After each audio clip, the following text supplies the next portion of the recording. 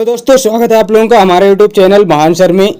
दोस्तों हम पॉलिटी पढ़ रहे थे और पॉलिटी में हमने फंडामेंटल राइट को स्टार्ट किया था, यानी कि मौलिक अधिकार को हमने शुरू किया था। और मौलिक अधिकार की जो क्लास थी उसमें हमने 2 क्लासें पढ़ भी रखी हैं, जिसमें हमने पहली जो क्लास थी उसमें हमने जाना था कि मौलिक अधिकार होते क्या हैं, मौलिक अधिकार की क्या लिमिटेशंस हैं और मौलिक अधिकार कब कब लागू होते हैं और कब कब वो निलंबित होते हैं। ये सारी बातें हमने की थी। और उसके बाद हमने आर्टिकल 12 को भी देखा था, आर्टिकल 13 को भी पढ़ा था और आर्टिकल जो 14 से लेके 18 तक है हमने उसको भी देखा था, जिसमें समानता की बात की गई थी। उसके बाद जो हमने कल की क्लास में पढ़ा था जिसमें हमने बताया था आर्टिकल 19 के बारे में, आर्टिकल 20, आर्टिकल 21, 21A और 22, 23, 24 के बारे में हमने पढ़ रखा था, यानी कि आर्टिकल 24 तक हमने पढ़ रखा था। और अगर अभी तक आप लोगों ने ये क्लासें फंडामेंटल राइट की नहीं देखी हैं तो पहले वो क्लासें देखिए जाके, तब जाके आपको ये क्लास समझ में आएगी। और तब आप ये क्लास अगर करेंगे तो आपको पूरी तरह से समझ में आ जाएगा कि फंडामेंटल राइट एक्चुअली होते क्या हैं और इनको किस वे में पढ़ना चाहिए, ताकि एक एक चीज़ क्लियर होती हुई चली जाए। और बता देता हूं कि हमारी इतिहास की क्लासें पहले से ही ऑलरेडी कंप्लीट हैं, तो आप वो भी देख सकते हैं। उनकी मैराथन क्लास भी बनी हुई है, आप वहां से पूरा इतिहास मतलब 2 ही 3 क्लासों में ख़त्म कर सकते हैं और पूरा का पूरा आपको वही डाटा मिलेगा जो आपको हिस्ट्री की जो 71 क्लासों में मैंने दिया है। और उसकी PDF भी इतनी शानदार है, आप लोग देखेंगे तो देखते ही रह जाएंगे। तो आगे बढ़ते हैं और आगे बढ़ने से पहले गुजारिश है कि अगर चैनल पे नए हैं तो चैनल को सब्सक्राइब कर लें और बेल आइकन को प्रेस कर लें ताकि वीडियो की नोटिफिकेशन आप लोगों को मिलती रहे। तो स्टार्ट करते हैं फंडामेंटल राइट। आज जो हम पढ़ने वाले हैं वो आर्टिकल 25, 26, 27, 28, 29 और 30 इन आर्टिकल्स को हम पढ़ेंगे। और 25, 26 जो आर्टिकल हैं, जो आर्टिकल 25 से लेकर 28 तक हैं, ये किसकी बात करते हैं? ये धार्मिक स्वतंत्रता की बात करते हैं। जैसे हमने आर्टिकल 14 से 18 देखा था तो वो समानता की बात करते थे, विधि के समक्ष समानता की बात कर रहे थे। आर्टिकल 19 to 22 देखा था, वो आपकी किसकी बात कर रहे थे? स्वतंत्रता की बात कर रहे थे। और आर्टिकल 23 और 24 जब हमने देखा तो उसमें क्या है, बलात्कार ऐसी चीज़ों के बारे में उसके खिलाफ बात की गई थी। और 24 क्या था, जिसमें मतलब फोर्स लेबर कराई जाती है, बच्चों से लेबर कराई जाती है, बाल श्रम वाली चीज़ें जो थी हमने वो सारी चीज़ें देखी थी। और 23 में मानव तस्करी, वेश्यावृत्ति, इसके विरुद्ध में मतलब जो भी चीज़ें थी वो हमने देखी थी। और आर्टिकल हमने 20 भी देखा था, हमने आर्टिकल 22 भी देखा था, आर्टिकल 21 भी देखा था। अगर आपको फिर से पढ़ना है तो वहीं पे जाके पढ़िए। तो धार्मिक स्वतंत्रता ये अनुच्छेद आपको 25 से शुरू होती है और 28 तक रहती है। इसमें क्या है, आर्टिकल 25 में बोला क्या गया है, इसको समझने की कोशिश करना। इसको समझना ऐसे कि इसको मतलब रियलिटी में समझना, इसको मतलब थ्योरिकल मत लेना, इसको रियलिटी में समझने की कोशिश करना। आर्टिकल 25 क्या कहता है? संविधान का अंतःकरण तथा धर्म के अबाध रूप से मानने, आचरण, प्रसार करने की स्वतंत्रता देता है। आर्टिकल 25 कहता है आप अपने अंतःकरण मतलब आपके मन में, आपके अंतरात्मा में जो भी आता है आप उसको मान सकते हो। धर्म कोई भी अगर आप मानते हो तो अबाध रूप से मतलब बिना कोई रोक टोक के आप उसको मान सकते हो, उसका आचरण कर सकते हो यानी कि लोगों को बता सकते हो, और उसका क्या कर सकते हो, जैसा उस धर्म में कहा गया आप वैसा बन के रह सकते हो। और उसका प्रसार की स्वतंत्रता आपको दी गई, आप उसको फैला सकते हो धर्म को, मतलब लोगों को बता सकते हो अपने धर्म में और लोगों को ला सकते हो और लोगों को बारे में बता सकते हो अपने धर्म के बारे में। तो ये बात की गई। तो इसमें क्या क्या बात है? अंतःकरण की स्वतंत्रता, भगवान को मानने, भगवान को अपने तरीके से मानने की स्वतंत्रता दी गई। आप अपने तरीके से किसी भी तरह से अपने धर्म, अपने मजहब, अपने किसी भी रिलीजन को मान सकते हो। मानने का अधिकार, अपने धार्मिक विश्वास, आस्था की बिना भय के घोषणा कर सकते हो कि हम इस चीज़ को मानते हैं और यही हम मानेंगे, आप चाहे कुछ भी कहें, आप ऐसा अधिकार रखते हो इसमें। तो मानने का आपको अधिकार है। आचरण करने का अधिकार है, जैसे आपके धर्म में पूजा है तो पूजा कर सकते हो, जो भी है आप कर सकते हो। परंपराएं हैं, जो समारोह हैं, जो भी रीति रिवाज हैं, वो सारे के सारे आप अपने आचरण में ले सकते हो अपने धर्म के अनुसार। ये आर्टिकल 25 बोलता है।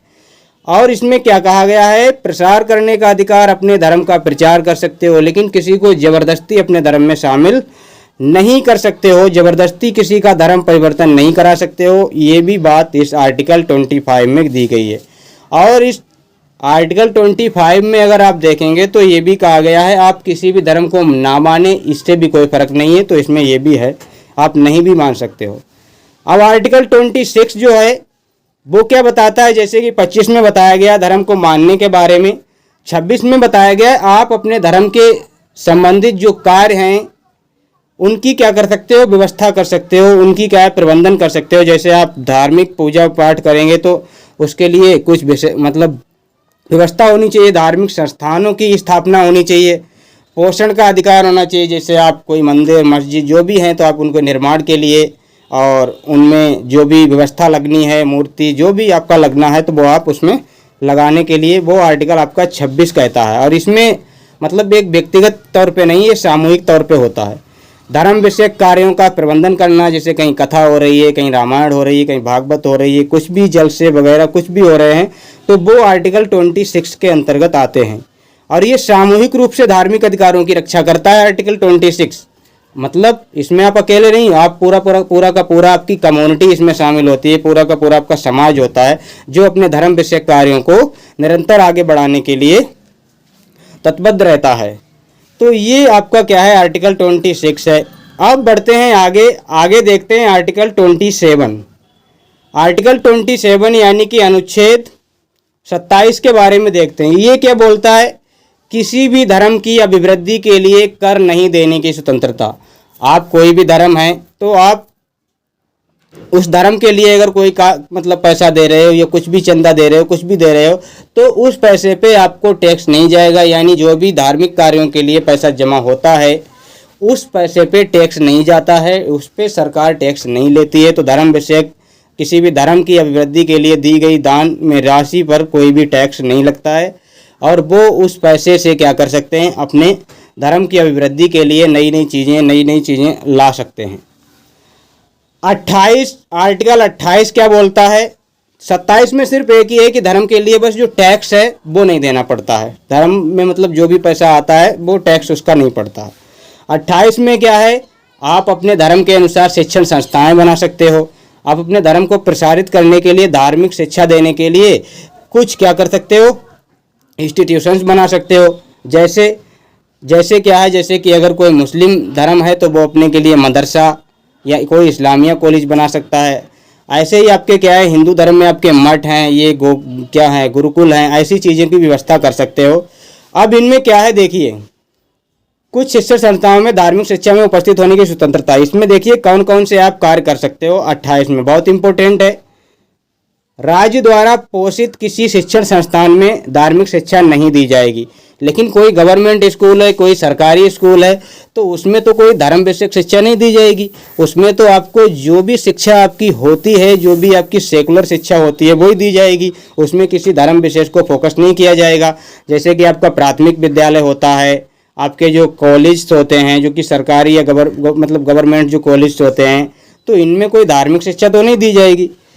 या फिर जो राज्य द्वारा अंशतः पोषित हैं, मतलब जिनको राज्य से मान्यता प्राप्त है, एक तो राज्य के मतलब जो गवर्नमेंट स्कूल हैं, या फिर वो स्कूल जो प्राइवेट हैं लेकिन क्या है वो राज्य से मान्यता प्राप्त हैं, तो उनमें भी धार्मिक शिक्षा यहाँ पे क्या है, यहाँ पे थोड़ा सा मिस्टेक है, उनमें भी धार्मिक शिक्षा नहीं दी जा सकती है। उनमें भी धार्मिक शिक्षा आपकी नहीं दी जा सकती है। क्यों? क्योंकि वो भी क्या है राज्य के अंतर्गत हैं। लेकिन यहाँ पे क्या कहा गया है, पूर्णतः राज्य द्वारा पोषित हैं परंतु स्थापना धार्मिक शिक्षा हेतु की गई है, तब धार्मिक शिक्षा दी जा सकती है। क्या है वो पूरी तरह से क्या है राज्य द्वारा बनाए ही इसलिए गए हैं। जैसे मदरसे बनाए गए हैं राज्य के द्वारा, तो मदरसा तो इसके लिए इस्टेब्लिशमेंट ही उसका हुआ है कि उसमें उसके धर्म के हिसाब से शिक्षा होनी चाहिए।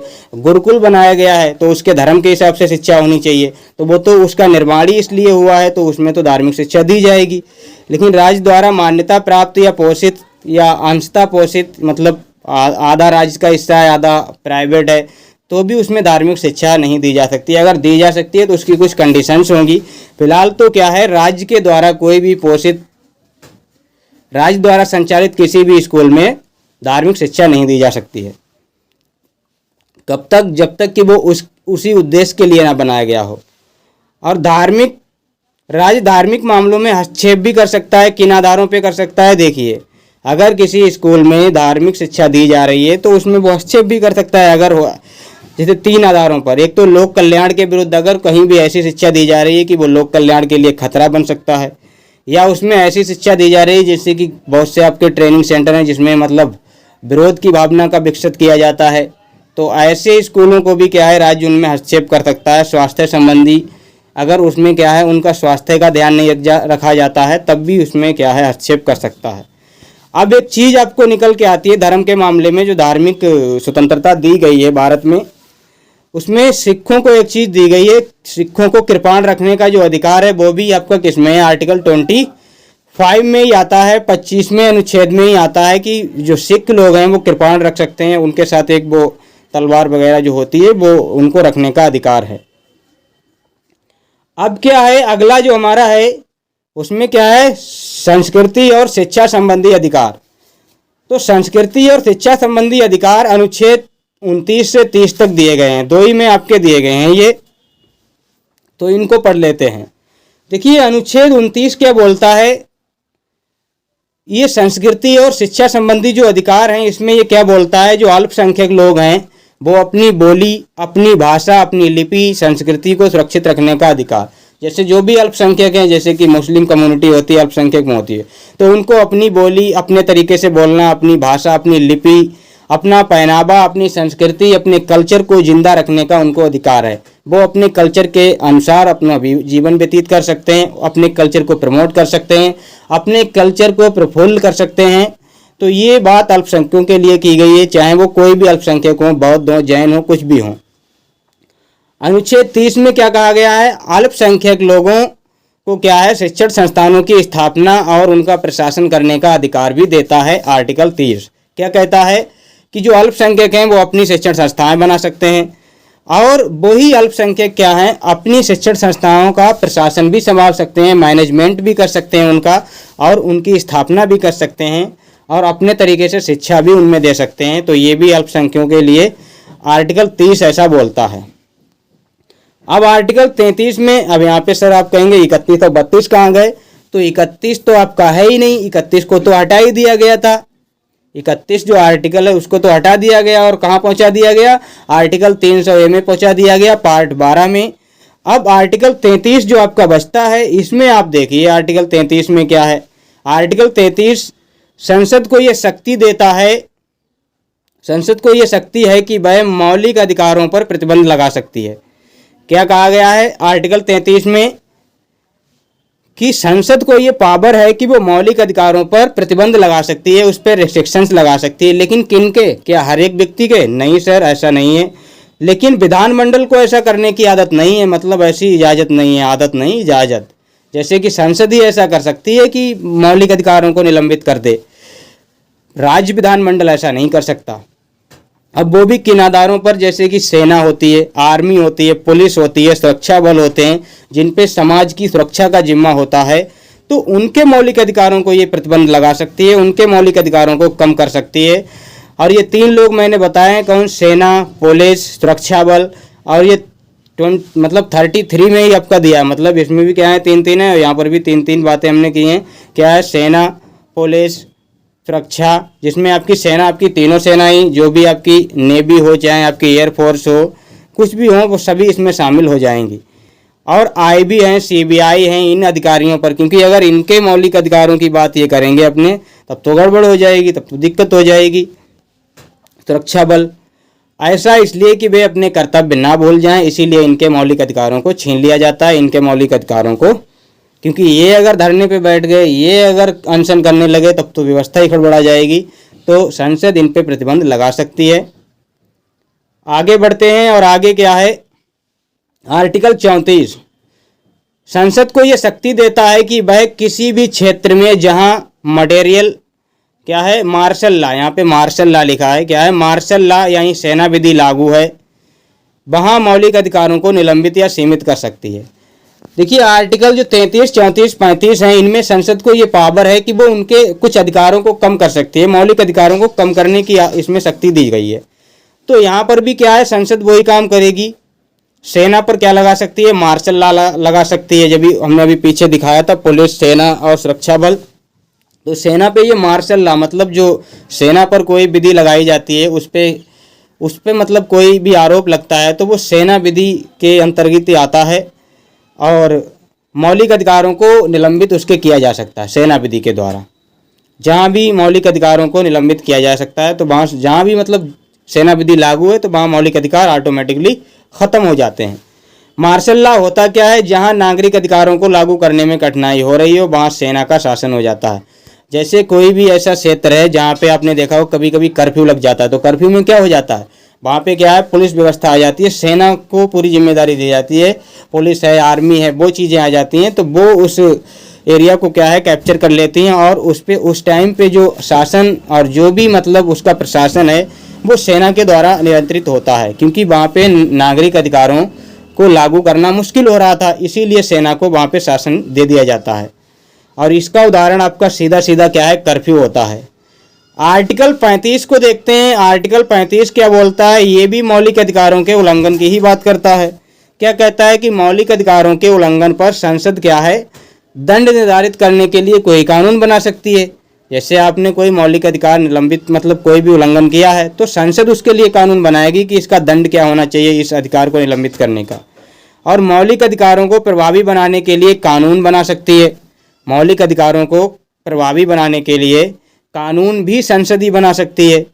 कोई भी मौलिक अधिकार जैसे उसको प्रभाव में लाना है, उसको एक तरीके से एक्टिविज्म में लाना है, तो आपका संसद ही उसके लिए कानून बनाएगी। दंड के लिए भी, उसको प्रभावी बनाने के लिए भी संसद ही कानून बनाती है। आर्टिकल 17 क्या बोलता है, छुआछूत को प्रभावी बनाने के लिए SC/ST एक्ट जो 1989 है उसको प्रभावी बनाने के लिए। अब जैसे ये छुआछूत आर्टिकल जो आपका क्या है 17 था, तो इसको प्रभावी बनाने के लिए एक एक्ट लाया गया, SC/ST एक्ट। कब लाया गया, ये 1989 में। तो इस छुआछूत अधिनियम को, छुआछूत जो एक्ट है, छुआछूत जो आर्टिकल है, इसको आपका प्रभाव में लाने के लिए, प्रभाव मतलब एक तरीके से इसको लागू करने के लिए अगर किसी ने भी ऐसा किया तो उसे इस एक्ट के खिलाफ दंड दिया जाएगा। इस एक्ट में इसके खिलाफ जो भी दंडात्मक बातें हैं वो लिखी गई हैं। तो ये SC/ST एक्ट जो है ये छुआछूत के खिलाफ है। और कब आया था, 1989 में ये एक्ट बना था, तो ये वही एक्ट है। तो इस एक्ट के तहत आपका क्या है, अगर आपने किसी के साथ ऐसा भेदभाव छुआछूत वाला किया तो इस एक्ट के तहत आपको सजा हो सकती है। तो ये आपका क्या है आर्टिकल हमने क्या देखे, 25 से लेके 28 और 29 से लेके 30 और 33 से लेके 35। तो ये आज तक के आर्टिकल आपके इतने ही थे। और अगली जो क्लास आएगी उसमें हम पढ़ेंगे आर्टिकल 32 को, जिसमें इन आर्टिकल्स से संबंधित रिट्स जारी की गई हैं। रिट आप जानते हैं, आपने सुना होगा, रिट जारी की जाती हैं। तो न्यायालय जैसे परमादेश है, मैंडमस है, ये सारी रिटें हैं, अधिकार परीक्षा है, उत्प्रेक्षा, ये सारी आपकी क्या हैं, रिटें हैं। तो वो अगली क्लास में पढ़ेंगे। एक ही क्लास में 5 रिट खत्म कर देंगे और उसके बाद हम क्या पढ़ेंगे, फंडामेंटल जो हमारी कर्तव्य हैं मतलब राइट्स हैं वो तो हमारे कंप्लीट हो जाएंगे। उसके बाद हम DP स्पीच को पढ़ेंगे। DP स्पीच के बाद हम मौलिक कर्तव्य को पढ़ेंगे। तो इन सारी चीज़ों को पढ़ेंगे। और अब मैं सोच रहा हूँ कि इनमें थोड़े बहुत क्वेश्चंस भी डालूंगा ताकि आपको प्रैक्टिस भी होती रहे। तो वीडियो कैसी लगी है बताइएगा। अगर अच्छी लगी है तो लाइक कर दीजिएगा और चैनल को सब्सक्राइब कर लीजिएगा और बेल आइकन को प्रेस कर लीजिएगा ताकि वीडियो की नोटिफिकेशन आप लोगों को मिलती रहे। और अगर आपको PDF चाहिए तो PDF के लिए टेलीग्राम चैनल है, इसको ज्वाइन कर लें। यहाँ पे आपको इसकी PDF मिल जाएगी। तो मिलते हैं नेक्स्ट वीडियो में, तब तक के लिए धन्यवाद।